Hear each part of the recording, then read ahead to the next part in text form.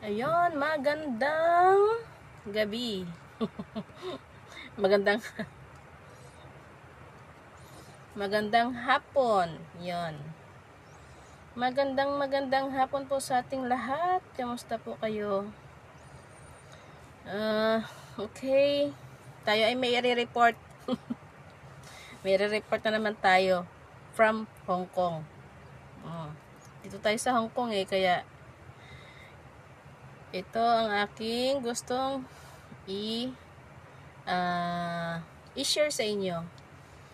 Ito ay post ng The Sun Hong Kong. Yung news na dito sa Hong Kong talaga nanggaling yung mga kanina mga pinopost. Pero minsan, iba-iba din. Minsan may mga topic sila na mula sa ating mga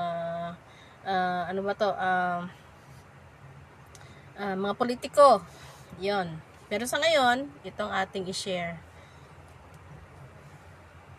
Yan, kung nakikita niyo po yan ay post ng The Sun Hong Kong. Sabi dito,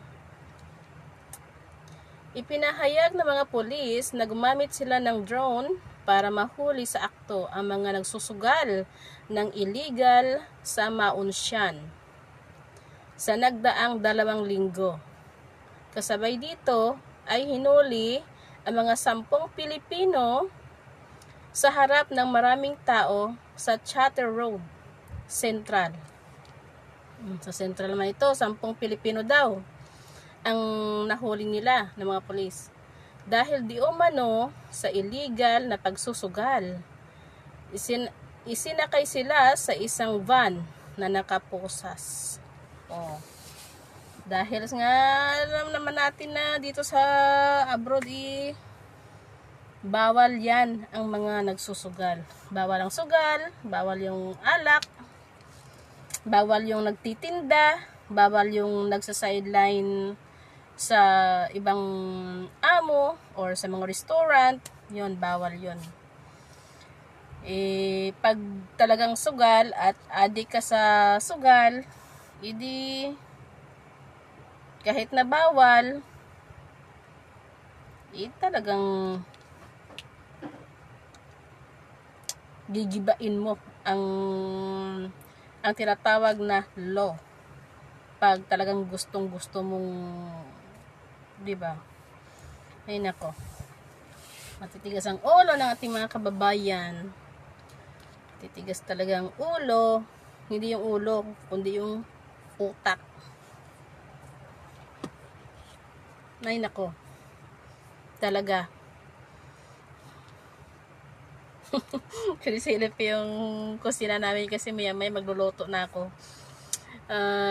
Hinahabol ko lang ito kasi ilang araw na akong walang upload na mga ganitong usapin. Kaya hinahabol ano ko lang to, yung siningit, yun ganon.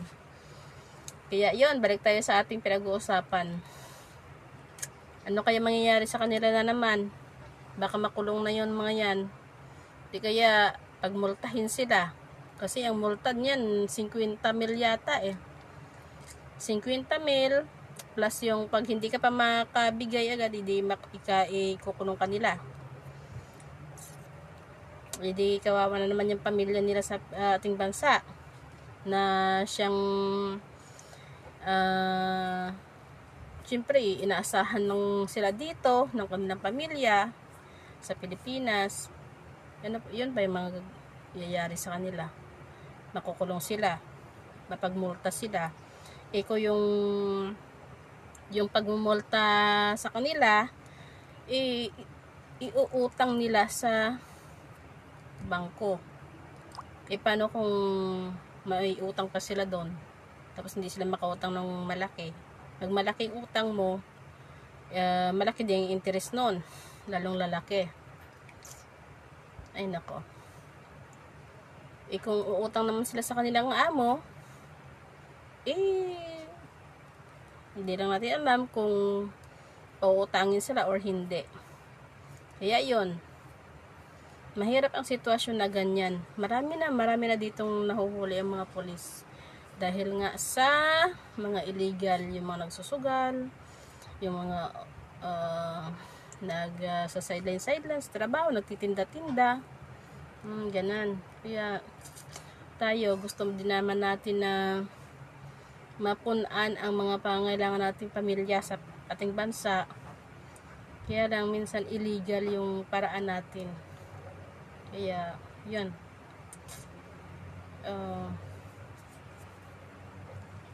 hindi magandang paraan minsan. Kaya ako, ingat-ingat yun. Ingat tayo sa ating ginagawa. Ako nga kahapon, ito i-share ko sa inyo. Kahapon, kagabi pala, hindi ba nag-day off ako ng kahapon. Kagabi, nung umuwi ako, nagtambay muna ako sa baba ng building namin. Yan, nakipag-usap sa mga friendly diyan sa baba, mga kapitbahay ko lang dito din sa building namin, tapos ibang kakilala diyan sa baba. Kwento hanggang mag-alas 8 ng gabi.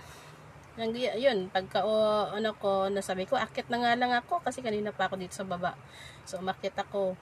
Yung itutulak mo yung pintuan ng lobby, bago mo itulak, syempre magbibip ka ng card mo. Kasi minsan tamad yung mga gwardiya mag-open ng ng gate o ng pinto ng lobby. Bibip mo yung card mo para makapasok ka. So ako, ibibip ko, bago ko ibip, nakita ko yung yung 1,000 sa baba, sa may floor. Nakita ko 1,000. Sabi ko, akala ko na parang na-shock pa ako kasi sabi ko, ano to? Pera? Tapos ginanon ko. Akala ko 100 lang, tapos 1,000 pala ginanon ko parang binulat-lat ko konti. Kasi naka-fold siya ng 4 na fold. Kaya sabi ko, tapos ihing-ihi na ako. Sa isip ko lang, baka mamaya hindi ako maintindihan ng gwardiya. Kaya hindi ko siya kinausap. Dumiretso ako sa taas. Pagdating ko sa taas, siyempre hindi ito mga amo ko. Sabi ko, good evening ma'am. Ganyan, good evening. Tapos dumiretso, pagka pasok ko din sa kwarto ko, lapag ang bag. Tapos dumiretso sa sa CR. Kasi ihingi na nga ako kagabi. Pagka ganon, yung mga gamit ko, hindi ko pa muna binulat-lat. Tapos, syempre binabantayan ako ni amo ko minsan na maligo na agad. Pagka galing sa labas, kailangan maligo agad. Yun. Kaya lang tumawag itong isang kaibigan ko, nag-usap pa kami sa Messenger kagabi bago ako maligo. Ngayon, pero habang nag-uusap kami, pinupunas-punas ako yung mga dala ko ng wet tissue. Maya sabi ko, sige na, maligo na ako kasi inano ko ni amo ko na maligo na. Kaya ayun, naligo na ako. Pagkatapos ko maligo, naalala ko yung 1,000. Tapos kinuha ko yung 1,000. Sabi ko kay amo ko, may nakita akong pera doon sa baba. Sabi ko, hindi ko alam kung kanino. Sabi ni amo ko, sabi niya na kinausap mo yung gwardiya. Sabi ko, hindi. Kasi sabi ko, nagmamandal na ako makyat. Kasi ihi na nga ako. Yung sabi ko, ikaw nang bahala. Sabi ko, kung itanong mo doon kung sinong nawalan. Hindi, kinuha ni amo ko yung 1,000. Maya bumaba. Siyempre, dito na ako sa room ko. Sabi ko sa amo ko. Sabi pala ng amo ko, diyan na, tinanong ko na doon, sabi niya sa gwardiya, pero hindi naman yata alam ng gwardiya, kaya sabi niya, pumunta na ako sa management. Doon ako, sabi niya, nagtanong at pinatingnan ko sa CCTV kung sinong nawalan. So, ngayong araw, hindi pa alam, hindi pa naman sinasabi ni amo ko kung may nag-claim na ba noon o wala. Kaya, hayaan mo na, hayaan ko na yung kung sino may-ari noon. Siyempre, at least nabalik natin, di ba? Na malinis ang ating konsensya, na ibalik natin. Kasi dito sa Hong Kong, pag may nakita ka, dapat maibalik mo yon.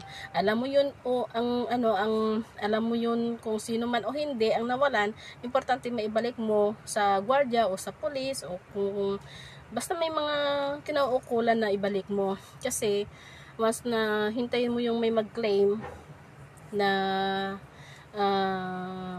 pag wala mang mag-claim tapos aangkinin mo, may tendency na parang ikaw may gusto nun, na parang nai-interest ka, ganon.